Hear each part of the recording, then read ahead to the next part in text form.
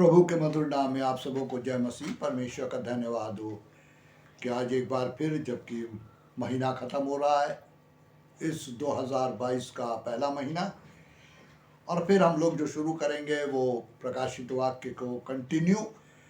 लेकिन इस समय जिस चीज़ की सबसे ज़्यादा आवश्यकता है मसीही जीवन में, उसके बारे में आज बातचीत करेंगे। यहेजकेल नबी की पुस्तक, उसका 11वें बाब की 19वीं आयत में लिखा है, मैं उनका हृदय एक कर दूंगा और उनके भीतर नई आत्मा उत्पन्न करूंगा और उनकी देह में से पत्थर का सा हृदय निकालकर मांस का हृदय दूंगा। मांस का हृदय, अभी बाइबल के हिसाब से परमेश्वर का वचन बता रहा है हमारे पास पत्थर का हृदय है, लेकिन परमेश्वर क्या कह रहे हैं, मैं उन्हें एक मांस का हृदय दूंगा।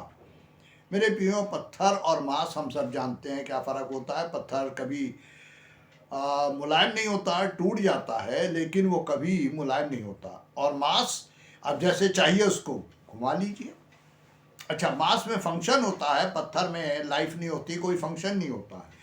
परमेश्वर का वचन बता रहा है कि मैं उनके अंदर से पत्थर का हृदय निकालूंगा, मांस का हृदय दूंगा। 20वीं आयत में रीज़न है क्या, वो जिससे वे मेरी विधियों का पर नित्य चला करें और मेरी नियमों को माने, और वे मेरी प्रजा ठहरेंगे, मैं उनका परमेश्वर ठहरेंगे। देखिए, कंडीशन भी है, शर्त है कि जब मैं ये करूँगा तो उसके पीछे रीज़न क्या है कि मेरी विधियों पर चले, मैं उनका परमेश्वर होऊंगा, मेरी प्रजा होंगे।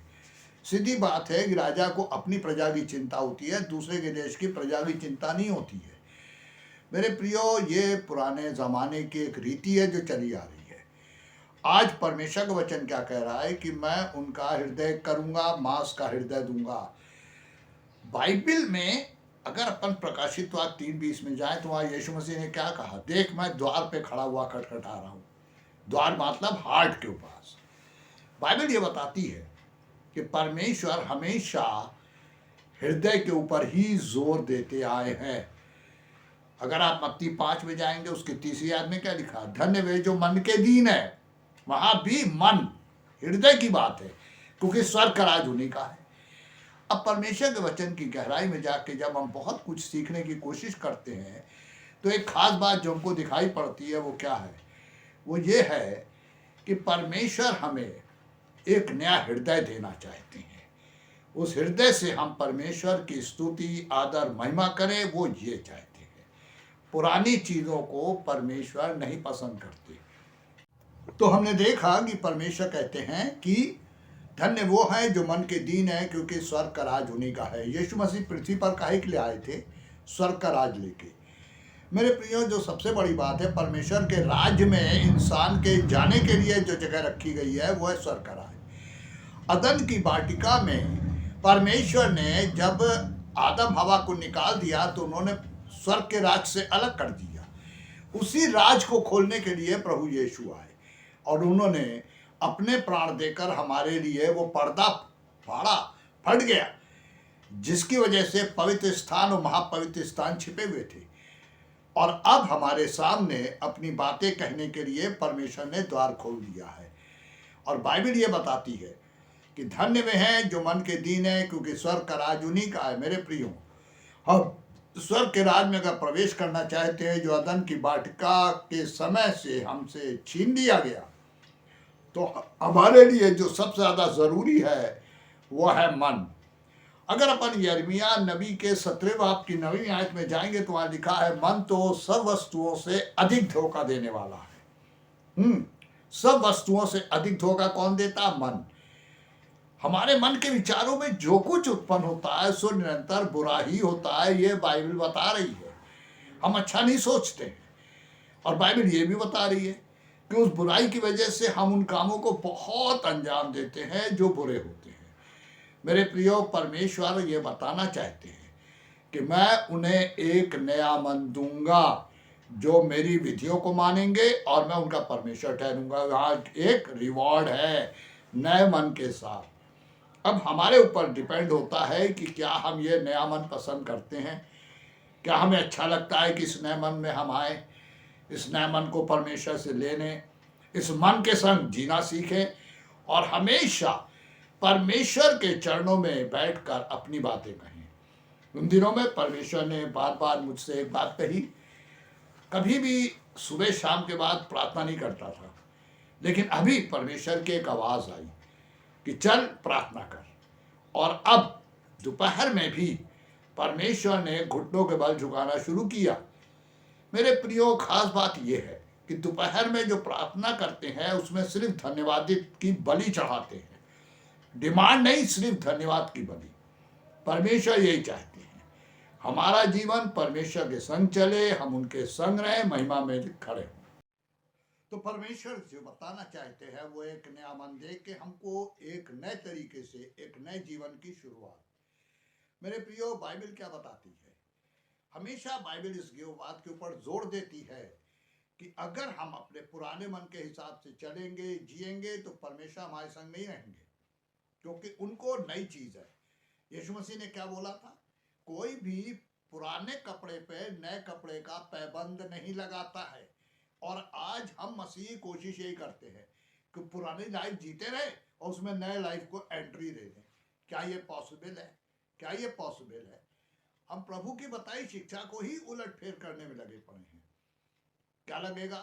लिखा, यीशु मसीह ने कहा था कि जो मनुष्य नए कपड़े का पैबंद पुराने कपड़े पे लगाता है, वो कपड़े पुराने कपड़े से और खींचकर फाड़ देता है और देखने में भी बुरा लगता है। तो मेरे प्रियो, पुराने जीवन के साथ नए जीवन को जीना मनुष्य के स्वभाव में है, लेकिन परमेश्वर को पसंद नहीं है। हमें यह डिसाइड करना है कि हम नया मन लेके नए जीवन में चलेंगे या नहीं। अब देखिए, सारे चेले जो मछली पकड़ते थे, जब उनके पास पुराना मन था तो वो मछलियों की बात करते थे, लेकिन जब यीशु मसीह ने बुलाया, उनके पास एक नया मन आ गया।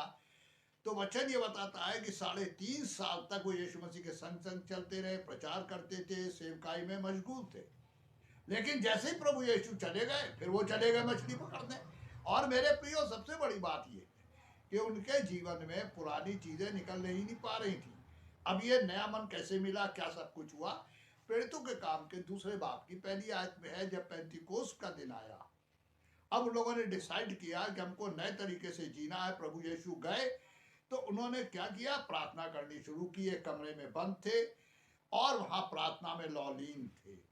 और मेरे प्रियो, बाइबल ये बताती है कि जब वो प्रार्थना में लौलीन थे, परमेश्वर ने अपने आत्मा को उंडेला, आत्मा उतरा, अन्य भाषा में वो बोलने लगे। वो जुबानें बोल रहे थे जो आसपास के लोगों के शहर और देशों की जुबानें थी। और हर आदमी ये कह रहा था कि हम अपनी जुबान सुन रहे हैं।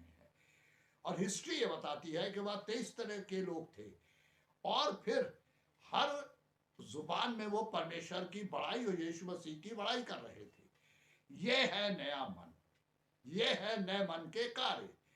और मेरे प्रियो, आज परमेश्वर हमारे जीवन में आकर हमको ये बताना चाहते हैं कि हम अगर पुराने मन के ऊपर नया मन फिट करने की कोशिश कर रहे हैं तो हम धोखा दे रहे हैं अपने को।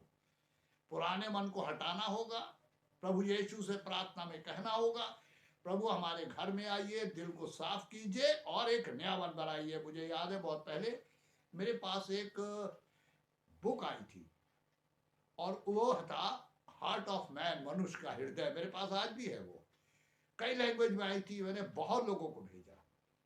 आज जो भी है उसमें दिखाया है, जिस भी राइटर ने परमेश्वर ने लिखा, बहुत गहरी बात लिखी है कि पुराने मन के अंदर क्या क्या भरा रहता है और नए मन में क्या होता है। नया मन नया जीवन है, पुराना मन पुराना जीवन है। काश कि परमेश्वर करे हम प्रभु के पास आए, अपने जीवन के अंदर इस बात को महसूस करें कि हमें नए मन की जरूरत है, नए आचरण के लिए, नए जीवन के लिए, नए तरीके से आगे बढ़ने के लिए। और मेरे प्रियो, प्रभु यीशु की आशीष आएगी और परमेश्वर आपको आशीष देंगे, क्योंकि वायदा कहता है, यहाँ लिखा 20वीं आयत में, मैं उनका परमेश्वर ठहरूंगा। ये वादा है। होने दीजिए कि हमारे परमेश्वर बने, संसार के परमेश्वर नहीं, मेरे परमेश्वर, आपके परमेश्वर, हमारे परमेश्वर। और परमेश्वर की आशीष हम सब के जीवन में आती रहे। परमेश्वर इस वचन के द्वारा आपको आशीषित करे और परमेश्वर आपकी प्रार्थनाएं सुनते हुए जवाब दे। आमीन।